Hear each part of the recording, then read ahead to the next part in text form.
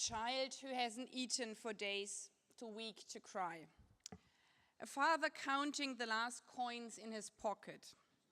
A mother shifting through rubble to find food. Searching not only for something to feed her family, but for hope that one day war will end. This is not just one family story.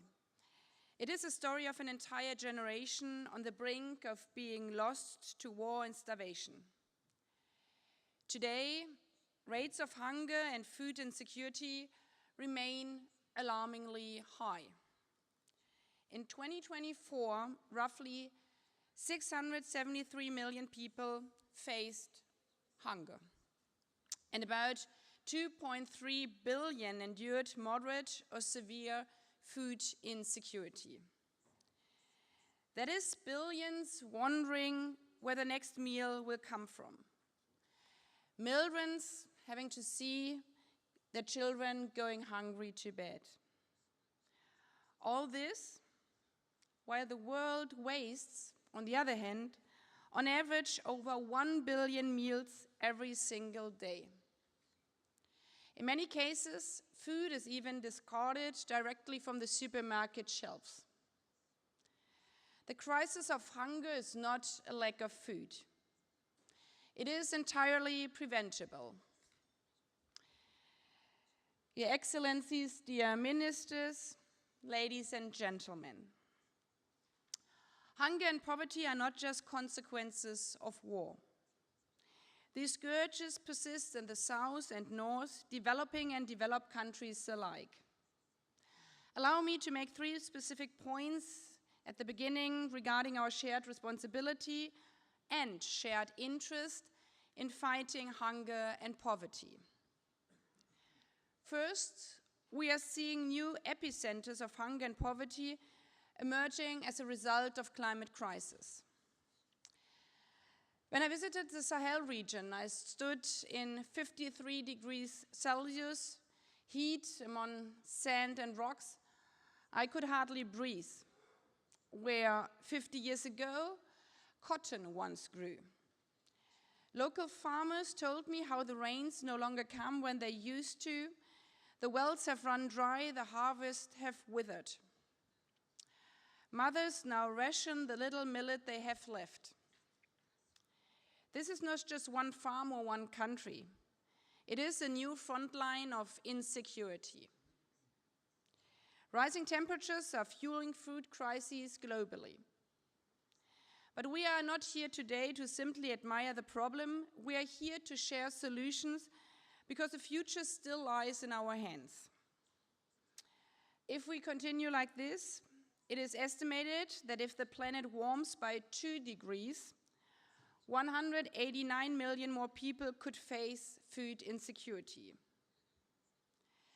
But if some continue to doubt or even boycott the fight against climate crisis altogether, and the planet rather warms by 4 degrees, instead of 189 million facing food insecurity, the number could reach to 1.8 billion, 1 in every 8 people alive today.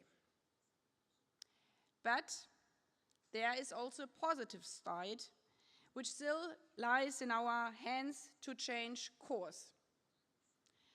If we combine our efforts to fight the climate crisis and live up to the promises we made in the Paris Agreement to limit global warming to 1.5 degrees, the numbers of people subjected to poverty could be reduced by several hundred million by 2025.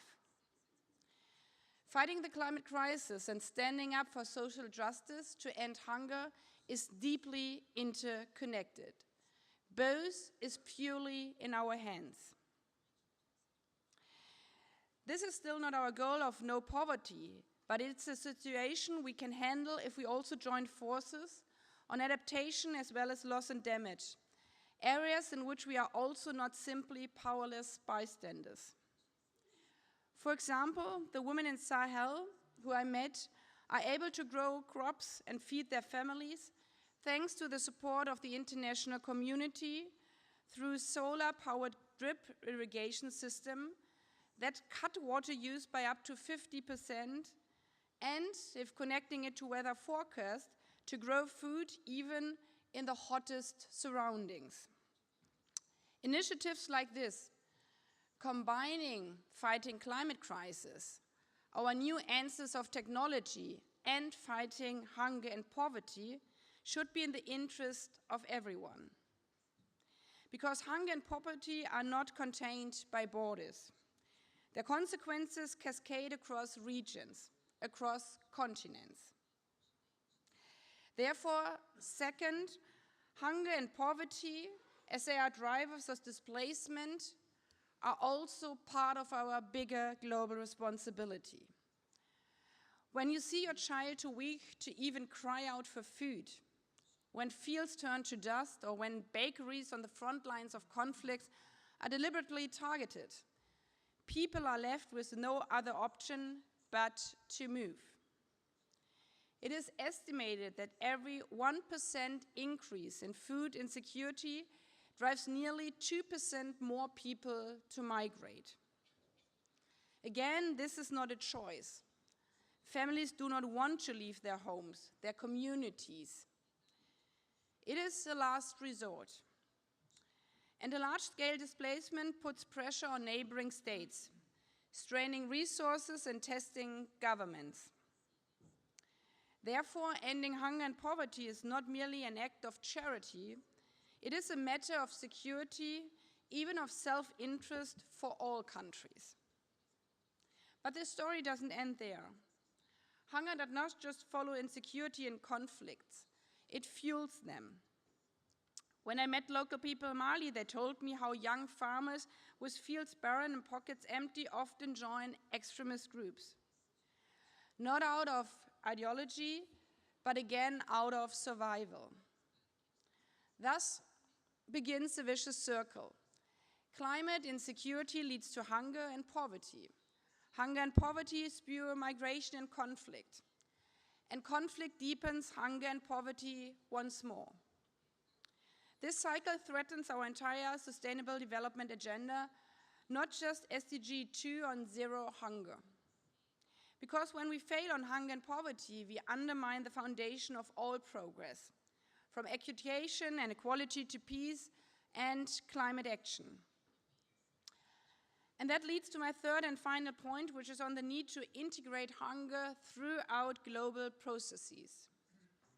I commend Brazil's leadership in launching the Global Alliance Against Hunger and Poverty, and for reminding the world that without defeating hunger and poverty, no society can grow or thrive.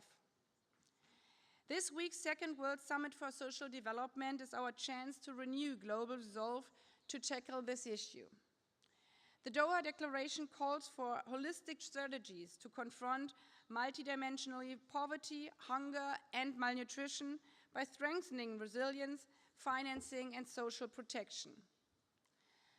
And it also links our efforts in the Paris Climate Agreement, the Sendai Framework for Disaster Risk Reduction, the Sevilla commitment to close financial gaps for social development, and most recently, the Pact for the Future, which calls for a systematic transformation of food systems to eliminate food insecurity and all forms of malnutrition. These are not siloed agendas. They all underscore that human security is a foundation for global security. Besides our medium and long-term strategies, which need, because we can't change the root of causes of crisis overnight, we should still not forget to focus also and intensively on immediately action when, as we sit here today, starvation is growing in certain regions, especially in war zones. Without the World Food Programme last year alone, 125 million people would have lacked life-saving food assistance. So we have to remember, every cut we are making, your governments, member states, are currently making in international organizations, always affect real people's life. It affects a child who hasn't eaten for days, too weak to cry.